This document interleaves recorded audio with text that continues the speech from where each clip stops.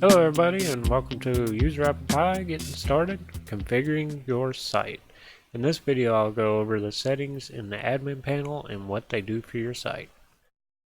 So once you're logged in and everything seems to be working, you click on the different pages and so on and so forth. First thing you want to do, or second or third or whatever, you want to open up your admin panel, and here you can see some of the basic stats for your site, and it'll list top refers and user stats and all that good stuff. Once your site becomes more popular, this page might take a little bit to load because it's got to pull all the data from the database for the actual logs. Because anytime somebody does anything on the site, it logs it. So to search through those logs can take a little bit of time if there's a lot of traffic. So you want to go to your main settings, and this is where you kind of configure the main stuff in the site. So you set your site title, your description, your keywords for the meta tags, and then you can choose whether you want your users to have an email activation. Just make sure that your emails are working. And a good way to test that is to send a mass email to yourself just to make sure that it's working. Because if it's not working, then you don't want to require users to activate. You can change your site themes, and you can click the boot swatch link to go in and look through what all the different themes look like. So you could just, we'll go with Darkly. And then, so let's say I update that, go back to the main site, look at that. It has changed the theme. So that's a pretty nice little feature. Go back in here. Your site ReCAPTCHA settings, you'll want to create a ReCAPTCHA key on the Google ReCAPTCHA website, and then just copy your keys here. And if it's left blank, it won't require it upon registering, but if you fill it in, then it'll require the ReCAPTCHA. Another cool thing that I recently added is a site-wide message. If you leave it blank, it does nothing, but if you want to kind of let your users know site will be down for maintenance this afternoon for about 1 hour around at we'll just leave it at that. So you could kind of give all your users a heads up that, hey, we're going to be doing some maintenance this afternoon and blah blah blah blah. And it shows it in a little pop-up message up here, which can be closed out. However, anytime they click on another page, it'll automatically come back. In the future, I'll set it up to where it pulls a session or something like that, so that when you close it, it won't come back. I don't know. I'll work on that in the future. Moving on. So that covers pretty much everything here in the main settings. So there's not a whole lot in here. It's just your basic, important stuff, I guess, is what we'll call it. I'll go ahead and delete that. In here, you got your users. So this will list all your users, and you can click on their name, and you can actually edit their information. You can deactivate them, change their user groups, and all that good stuff. So you can just hit update profile and it'll update whatever changes you made. I don't want to deactivate myself because then I'll be locked out. Let's not do that. And you can also sort it by username or user ID. Same with groups. You can sort it by ID, group name, and then you can click on the group and edit the group info. Let's see. Eventually, I'll put some more settings in here so you can actually kind of like check what the group member can do. Right now, it's just set up to where new members they can kind of browse around, but they can't do too much. It's mainly set up for the forum. Like in the forum, they can't post photos or upload photos as a new member, but once they post so many depending on what your setting is, if you have the forms installed, it'll limit, it'll make them to where they have to post like, I don't know, 10, 15, whatever you got set at, posts before they can start uploading photos. That way you don't have just random spammers coming in and just pop, pop, pop, pop. And you can change those settings. Member allows you to upload photos. Moderator, you can hide and lock post or something like that. And then administrator, you can just do pretty much anything like what I'm doing now. So that's the basics for the groups. Eventually I'll add more, but you can go in and edit them and change them. Change the font color, whether it's bold or not. Pretty much how it looks on the user's profile. Yeah, it doesn't really show it here, but you can see it adds color there. Advanced settings. This is where some of the deeper settings are set. I'll go ahead and start at the top here. These are for the registration page. So, welcome to the admin panel.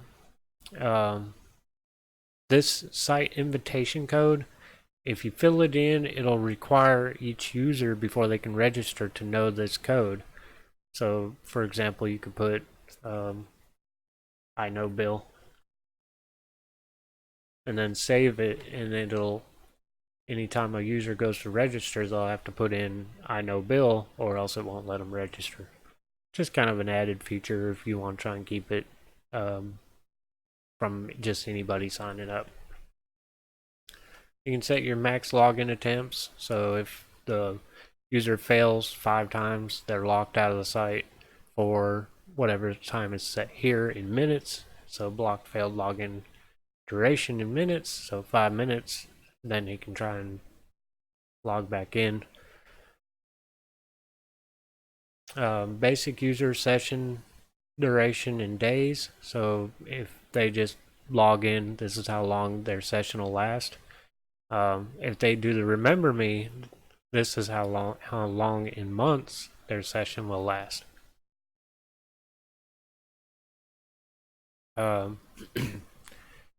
Minimum username length, 5 characters, max 30. So you can change these to however you want them, 5 and 30 for the password also. So it has to be at least 5 characters long, but no longer than 30. Email, same thing, 5 to 100. Activation token. Now this is the token when you have the email activation enabled. This is the length of the token that's in the email. So the longer, the more secure. 15 should be more than plenty though. Your time zone settings. The best thing to do is to go to php.net and look up their time zones, and then you can just paste that format in here. For example, America/Chicago. Members paginator. So what this is when you're on the members page, it's how many users it shows per page. So if you got 100 users, set at 20, you'll have 5 pages. 20 per page. So you can change that higher or greater depending on how much data you want to show up on one page. I prefer 20. So suite settings. Now this is mainly used in the form. There is a library for it so that you can add it anywhere else in your website. Another place I have it set up is in the status updates, which you have to have the form and friends installed for that to work. But you can put it anywhere you want. So if you create a page and you want to be able to have it to where users can suite it or like it or whatever you want, this is where you set the name of it. So you can change this to like, or this to like, and then this to like, obviously. So this first one is when it shows the counts. So it shows like suites, and then it'll have a little badge that'll say like 5. and then this one's the actual button where they can sweet or unsweet it, or like and unlike. Max image size, this is for the profile, user profile image. You can set the size of it to kind of help limit or allow more data usage. Um, if you've got a basic server and it's kind of slow, or your bandwidth is real slow, use the smaller size. That way you're not bogging down the server every time somebody opens a user profile. So that pretty much covers the advanced settings there. Email settings. Um, you can set this for your email server or Gmail. I use it for my email server on my sites, and then I've used it for Gmail in the past.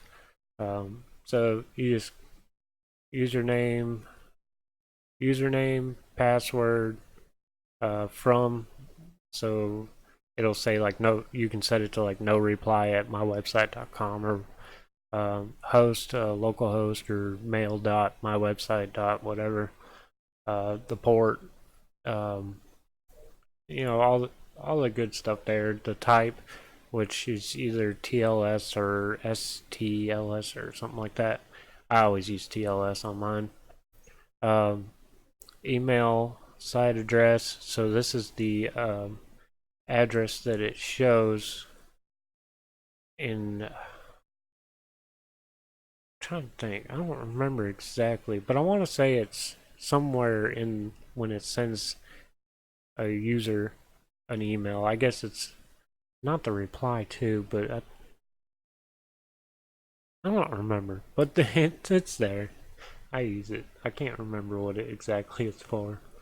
Um, Site routes or system routes. Now I'm really proud of this because the old way that I used to have to do it, you'd have to go into a PHP file and go and edit it, and it was a lot of work just for trying to create a page. So now you just create your controller, your view, and then this will automatically detect that new controller and method, and it'll pop up and say, hey, you got something new here. And then you can go in and change it. So you got your controller, which is for home, and then the method, which would be the function within that controller or within that home class, and then about, which would be the URL that you would type up here, and then arguments. I'll go over that in the future. Enabled, disabled, you can enable it or disable it so that users can or can't open that page. And when it does detect a new route, a really cool thing is it'll automatically add it to the site links. So the site links is actually what it shows up here on this nav bar, which I'll go further into detail. I do plan to do more work on this. Right now it's just the header links. I do want to do footer and possibly sidebar or something. I don't know. That's for the future. But for now, this is how it's set up, and it works great. So you can set up a drop down. As you can see, this one shows drop down.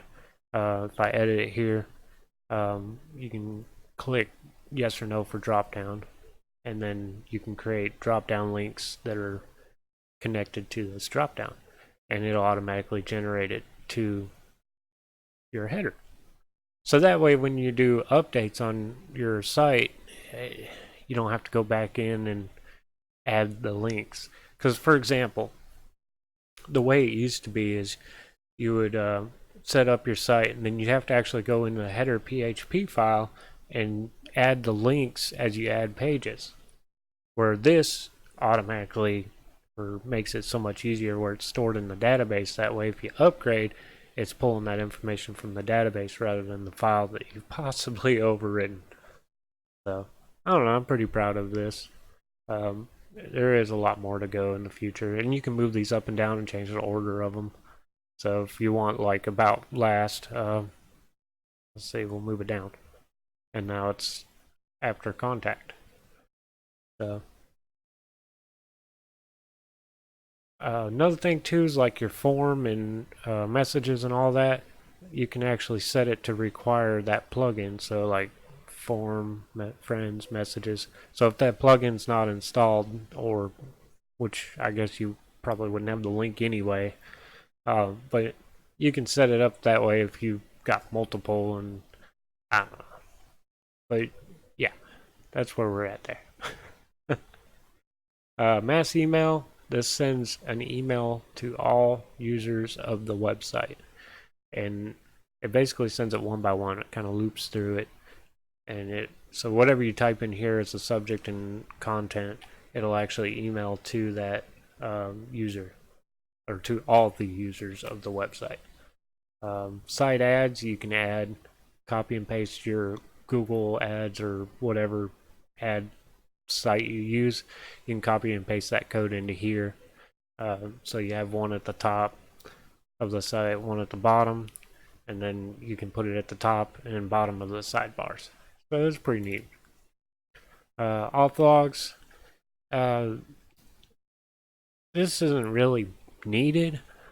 I guess it's kind of a neat little feature, so you can kind of debug where things are going wrong, or if you feel like you're got somebody that's being malicious or something like that, you can kind of track their IP, or I don't know. I really don't use this that much unless I'm doing some testing or a lot of work to the actual framework.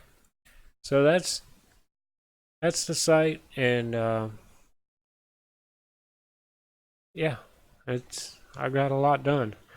So I guess that'll do for this video. In the next video, I'll start. I think I'm gonna go ahead and start creating a page. So I think we'll create something like I don't know. I'll think of something. But anyway, I do appreciate you watching.